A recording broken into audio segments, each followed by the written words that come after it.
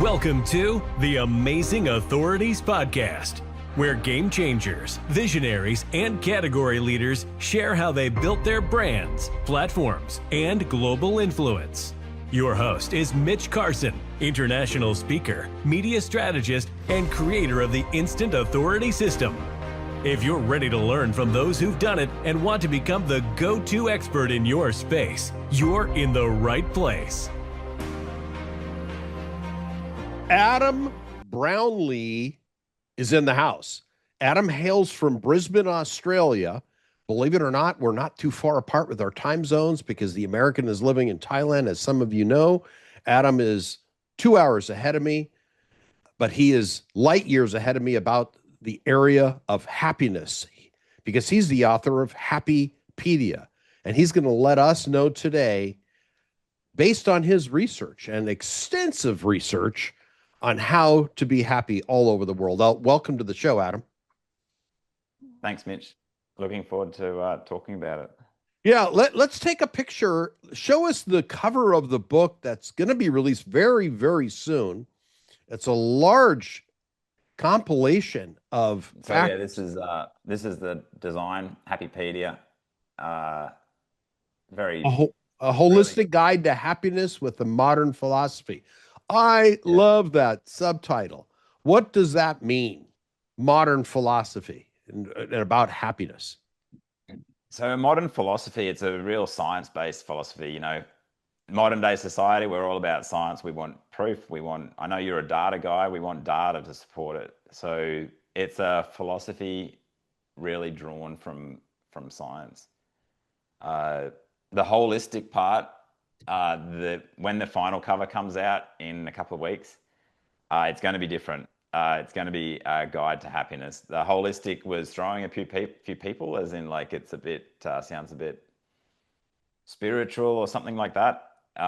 Holistic means like we're not focusing on one thing. A lot of happiness books really dive into one niche area, whereas this book it covers a very wide range of what's needed to be happy.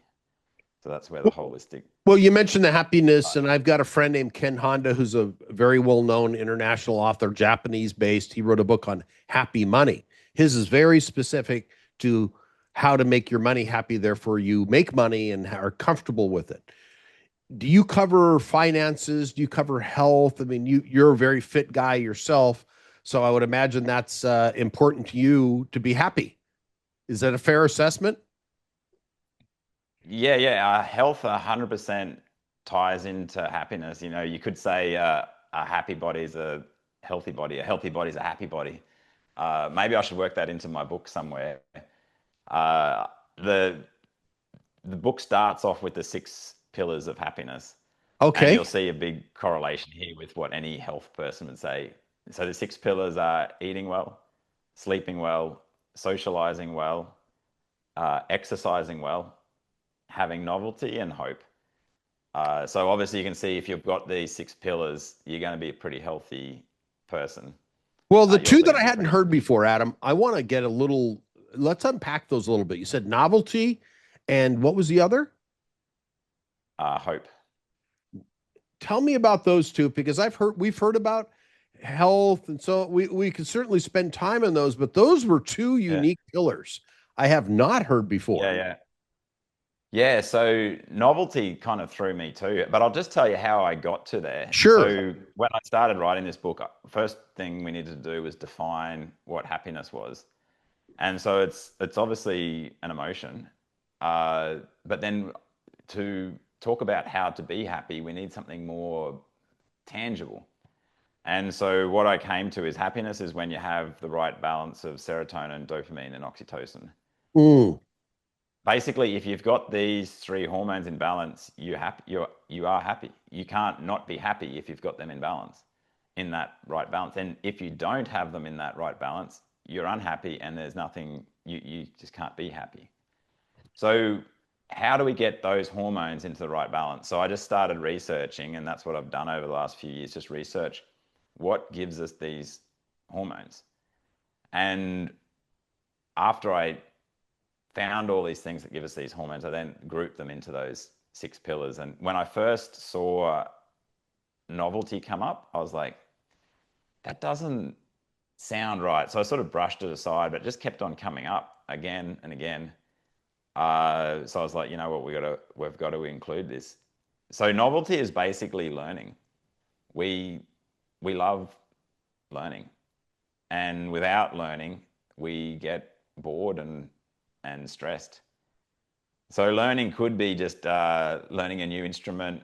It could be learning a new language, but it's also can be just traveling.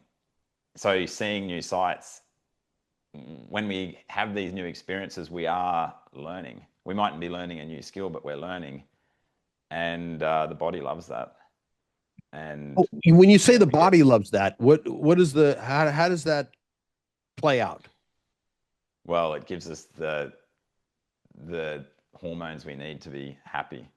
And without it, you know, if we're in the mundane, if we do the same thing every day, it can become a little stressful.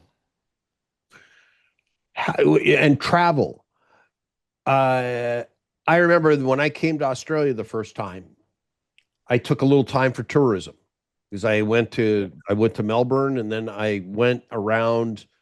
I saw the Great Barrier, not the Great Barrier Reef. I saw the Great Ocean Road, and that was a long bus Yeah, ride. And I sat up front, it was beautiful window, gigantic window in the bus where I got to see that and fly yeah, to see the pillars, yeah, those things in the. So that is a form, and I was happy because I got to see yeah, something very, very cool in your country. And then I yeah. took the little helicopter and went up, and I got to see this. I think it's the seven apostles. Is that right? Maybe I think there are six now. One Or got knocked 12, down. 12 12. Yeah, apostles. All yeah, right. yeah. They, yeah. Yeah, and it was cool. Uh, So is that a good example of travel and being happy and having that release for the body? yeah, yeah. That's a perfect example. Oh, it was, Yeah, and then seeing Fraser Island in Australia, those because the travel part, because the novelty, and that's why I said it was. So people yeah, become yeah. happier when they are able to travel and or learn an instrument. Is that part of the novelty or Yeah, art yeah. classes?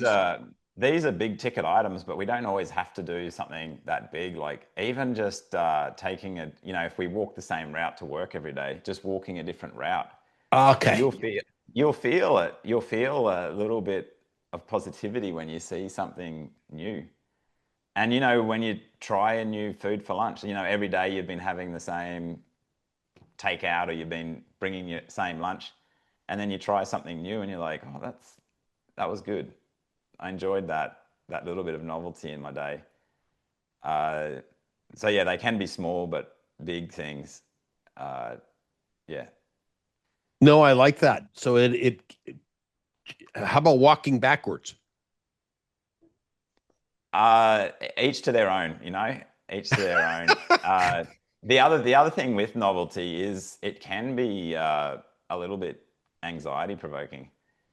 You know, when we try new things, there's always the risk of failure. Uh, it depends on your temperament, how novel a thing you want to try.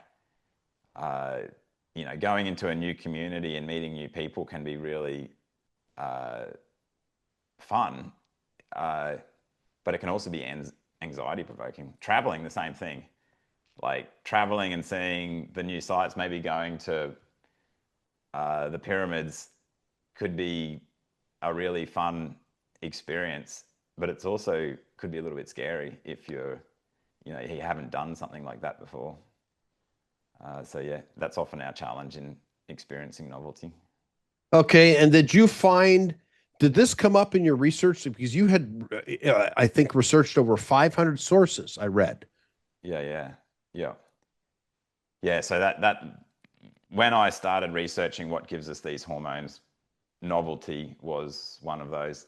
The other one you were asking about was hope. So Yes. it's also interesting one to talk about. So the first five, they're very, you could say, tangible, right? Like food, it's very tangible. Exercise, it's very, black and white. Sleep, getting 7 to 9 hours of sleep. It's very black and white. Hope, it's all about perspective, right? Two people can be in the same situation, and one is like excited, like so glad to be in this situation. Someone else is like, damn, this sucks. Because they're looking at it from a different angle. So hope is the judgment that what we have or what we're soon going to have is good. If we make that judgment, it releases dopamine. The same as if we eat, food, we release dopamine. If we go for a run, we can release dopamine. If we have a perspective that something is good, we release dopamine. And so this is a big deal for happiness, and it can be challenging finding this new perspective. So is the happiness, in order to achieve happiness, you have to have dopamine. I'm linking your statements here, or connecting them better. Well, I've said the 3 hormones. So serotonin, like it is. Some people might say oversimplifying it, but it works. So if we've got serotonin, dopamine, and oxytocin in the right level, we're happy. And so generally, if we've got those in the right level, then we're also managing cortisol, because cortisol is the one that can, make us feel less comfortable. If I pick up $100 bill on the ground that was just left behind, what reacts in my body when I say, "Oh, I know it's a temporary deal; it'll be gone in 5 minutes." Or I could use a larger denomination, sure, but if found money, something like that, an unexpected bonus. Yeah, you're going to get a little hit of dopamine for sure.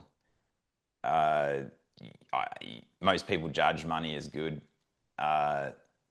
You're most likely going to make that judgment that's good. And if you beautiful woman flirts with you, all right, let's use that then. All right, forget about the money part. A beautiful woman all of a sudden says, "Adam, I find you so handsome. Adam, you're so interesting." Is that also part of happiness? Getting a flirtatious affirmation? Yeah, so this probably we could tie this back into socializing too. Okay. But if we're just gonna stick with hope, it really depends on the situation. Is she my type? Who's looking? Am I in a relationship? All these things are going to change my judgment of if this is good or bad. And so if I judge this flirtation as good, 100% it's going to release that dopamine. But if I judge this as not something I'm really wanting right now, then it might make me feel a little bit uncomfortable. But then because it's a human, our body does this thing where it can also release oxytocin. Okay. If we judge that, someone, likes us, trusts us, if we see similarities, so if we see this person who's flirting with us as similar to us, maybe they've got similar beliefs, similar looks, similar appearance, then all these things can trigger oxytocin, and that also feels good. That also mediates cortisol. So if we've just had a bad experience and then we have this release of oxytocin, that mediates this cortisol that might be in our system. Let me ask this. So when you say one of the pillars is this hope, that's the one that's probably not as objective or is not as defined as health. It's very black and white, as you said. The hope category is almost a slippery eel. How do you define hope? There is a definition that you gave, which was great, but how do you grab it? So with hope, we said it's a judgment that that we're going to continue or soon have something good, right? Now, if we want to have more hope, there's a few different ways we can go about it. One is changing our brain structure. So people with a certain brain structure are more optimistic. They're more likely to walk into a room and be like, I like this. Or they're more likely to walk outside and be like, what a beautiful day. Like people with this brain structure are just more optimistic. And so if you can make changes in your life that are conducive to creating that brain structure, then you will become more optimistic and you'll have more hope in your day-to-day. The other way is to improve our hormones. Like people who are happier, who have more serotonin, dopamine, oxytocin, are more optimistic. And so if you can build the pillars in your life, like you probably could reflect on a time in your life where you've just gone for a run. Before the run, you're a little bit down. After the run, you know, you've still got these same problems in your life, but that you don't feel so bad. You're not so stressed anymore. Or maybe you've just gone out for dinner with your friends. You know, before dinner, you're stressing about what's happening at work or some other challenge that you're facing. When you're with your friends and you're eating a good meal, that stress is often greatly mediated. So just by having the right hormones, it can make us more optimistic. Something that is very powerful in having enduring hope is finding acceptance of bad things. So say something bad happens in our life. If we dwell on that and that keeps on producing cortisol, we're going to feel down for a long time. And then that just puts us on a spiral. Like when we're feeling down, we don't feel like running. We just want to sit on the couch. We don't feel like cooking a healthy meal. We just want to just order takeaway. And we really couldn't be stuffed going and seeing our friends because, you know, we're just not in that mood. And so it can put us on this spiral. But if we can find acceptance of these challenging things, then we can more quickly move on from it and, you know, start climbing that happiness helix. Well, let's bring a practical or a real unfortunate or an unplanned event, but meets the statistic. Now, I don't know if it's the same in Australia, but in America, there's a 58% divorce rate. Yeah. How does someone recover from that? Tying into your book, or what have you found as the quickest way to recover from, you know, a traumatic event? That's a big event for most people. Yeah. Let's say you're getting a divorce. What we're wanting to do is change our perspective. So one way that people try to uplift themselves is to reframe the situation so it no longer seems bad. Okay. So if what happened isn't bad, we're not going to feel bad. So if we can look at this divorce or separation as a good thing, we're going to feel better. We're going to, you know, so if we can see it as like, oh, I'm so glad I've separated from that person because now I have time to do what I love, which I never could do before. Or now I have the opportunity to go and meet someone who I actually connect with. You're going to be like, this is a really good thing, this separation. And you're not going to feel down because you're no longer making a judgment that what I have is bad because what you have now is good. Now that's all well and good if you have a perspective that what happened is good. But sometimes it's just bad. And we just can't find a perspective. Like we might even say, you know what? It's good that I broke up and, you know, maybe I'll find someone better, but we don't really believe it. And because we don't believe it, we can't, when there's no tricking our body, we produce the hormones based on what we actually believe. So we don't actually believe that it's good we broke up. We actually believe we're never going to find someone that good again in our life. We actually believe that we've made a big mistake that we could have avoided. We're going to feel bad. So if we just can't turn it around and find a new perspective that it's good, what we can do is find a perspective that it was unavoidable. So things that are unavoidable, we're more likely to accept.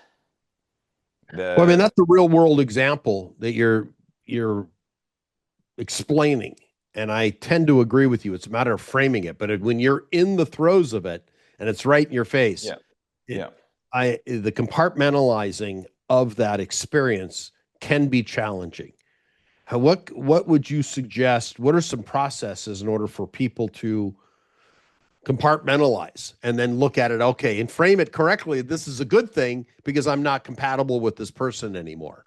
So Or what I would recommend for people to do now before something bad happens, or mm, if something bad happens, you can do it now, but this takes time. We need to change our foundational beliefs about how we explain the unexplained, how we explain, what causes things to happen as they do. And if we can understand that everything that happens in our life is unavoidable, then when something bad happens like that, like we separate from our partner, we get a divorce, we can be like, well, this is bad.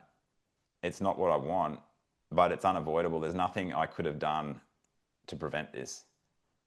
Uh, when we don't blame ourselves for what happened or blame someone else for what happened, then we've got much more acceptance. So like the example I like to give is, let's say a branch falls from a tree and breaks your windscreen. mhm. You're going to feel bad. Like you're like, this is bad. I've got a broken windscreen. But you're not going to resent that tree. You're not going to be up late at night, not being able to sleep because of that tree. You're going to be like, that's bad. Uh, I'll move on. But let's imagine that your partner did that. You broke up with your partner and she come and took a hammer and caused the same damage to your car. Quite often we get a lot more resentful because we're like, they could have avoided that. And we really resent them. It seems different. But if we can find a perspective that both of those situations were just as unavoidable as each other, then they cause us the same level of stress. We're just like, it's just bad that our partner did what they did. It was Sure. just as unavoidable as a tree dropping its branch on our car. And so you can imagine the peace that we have. Because now it doesn't matter what happens in our life, whether we make a mistake, whether someone else does something that hurts us, we have this enduring acceptance and we can move on quicker from bad things that happen. Awesome. Well, so your book has all these pillars, and I would imagine there are ways that they can apply them in their life. I haven't had the opportunity to read the book yet, but is it more? Tell us about what each pillar will provide people. Is it the data and the solution? Is it the data itself, or examples? What each pillar will provide people. Well, what will they learn when they consume the information about themselves? So you'll learn how to change your brain structure and chemical makeup so that Okay. you're more optimistic. In the end, it's all about hope. So by working on the 6 pillars, you will change your brain structure and your chemical makeup, and you will be more optimistic. You'll also learn about in my book, I cover the psychology, Mm. neurology, and philosophy of happiness. Philosophy is under, I don't know, under prescribed, or maybe even for achieving happiness. And so I talk about how our philosophy affects our degree of acceptance of bad things, and what qualities you could look for in your philosophy to find more acceptance. Yeah. Adam, why did you write this book? Because I found happiness easy and I wanted to share it. Well, there's a lot of reasons why I wrote it. I've always been big on forgiveness. I've Mm. always wanted forgiveness to be done for a scientific reason rather than a spiritual reason. I felt like wars could be stopped if people just forgave, and the spiritual reasons to forgive weren't enough. You know, people were often fighting over religions that told them they should be forgiving. So this wasn't working. We needed a new reason to forgive. And so that was a big part of it. Another big part of it was that I knew that this was a good, like this scientific founded reason to forgive could help people find that acceptance. So that's my goal. My goal is to, originally it was to stop wars. I thought these are evil things. These are bad things. We should do what we can to stop them. Now I know that, you know, they are bad, but, you know, a lot more people die of stress than from wars. I didn't know that. Wow. Stress is like the catalyst for so many diseases. If you're stressed, you're more prone to just about every known disease. So if you can reduce your stress, you're going to be less likely to, you're going to live longer. What a hook right there. More people die from stress than the wars in the world. Yeah. Boy, that's a headline. I'm always thinking of this. That's a good hook for the press, Adam, and explaining that data and the research. Wow, that's great. Well, let's take a look at your book again real quick. I know the copy isn't available yet. It's out with the printers, but the Happypedia, a guide. I'll leave out the holistic, a guide to happiness with a modern philosophy. I love it. Adam, you've been a great guest today. Thank you so much for being on the Amazing Authorities podcast. I wish you the best with your book. And I'm looking at it because there are times when I'm not at 100%. And if there are a couple things that I can learn, a couple gems to apply to my life in order to be happier, because I'm in total agreement. Stress-free is happiness. Getting rid of stress. There's a reason I live in Thailand. It's an easy, simple life. I love it. And stress is bad. And if you can find as a roadmap for us to have more happiness in our life, hence you wrote the book Happypedia. Oh my gosh, this is the roadmap for a good existence. Way more than an existence, a happy life. And thank you for taking the time to write about a crucial topic.